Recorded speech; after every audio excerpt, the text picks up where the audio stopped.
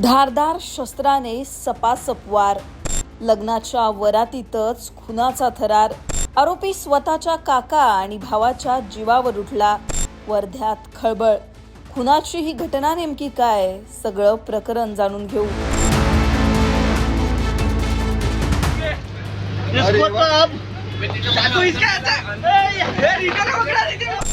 शनिवारची रात्र, वर्धा जिल्ह्यातील बरबडी गाव. एकीकडे लग्नाची धामधूम, बँडवर नाचणारी मंडळी, तर दुसरीकडे रक्ताचा पडलेला सडा.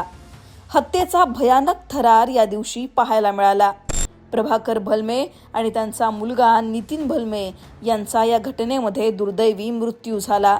आरोपी हा दुसरा तिसरा कुणी नसून त्यांचाच अल्पवयीन पुतण्या होता.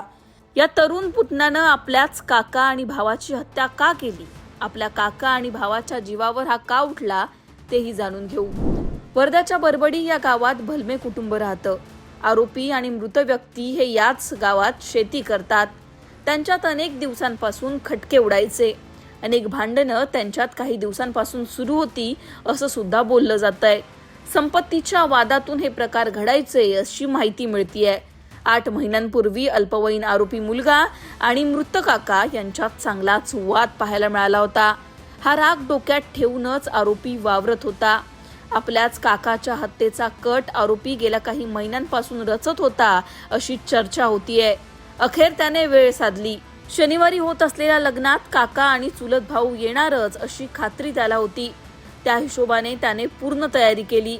खून करण्यासाठी त्यानं धारदार चाकू पहिलेच ऑनलाईन मागवून ठेवला होता अशी माहिती सुद्धा पुढे आली आहे. लग्नाचा आनंद सर्व वराडी बँड बाजात साजरा करत असतानाच सुडानं पेटलेल्या या आरोपीनं डाव साधला. आरोपी मुलानं त्याचे काका आणि चुलत भाऊ यांच्यावर चाकूने सपासप वार केले. यानंतर लग्नाच्या वरातीतच रक्ताचा सडा पडलेला दिसला. या दोघांना जखमी अवस्थेत सेवाग्राम येथील कस्तुरबा रुग्णालयात हलवण्यात आलं. उपचार सुरू करण्यात आले.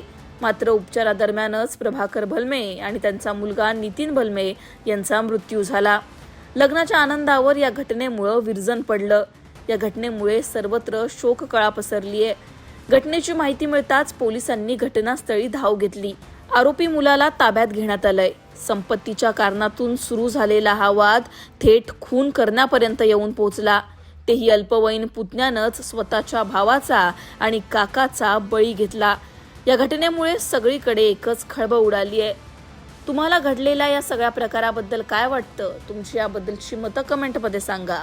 लोकमतला सबस्क्राईब केलं नसेल तर सबस्क्राईब करायला विसरू नका. वर्ध्याहून रवी येनोरकर सह ब्युरो रिपोर्ट, लोकमत.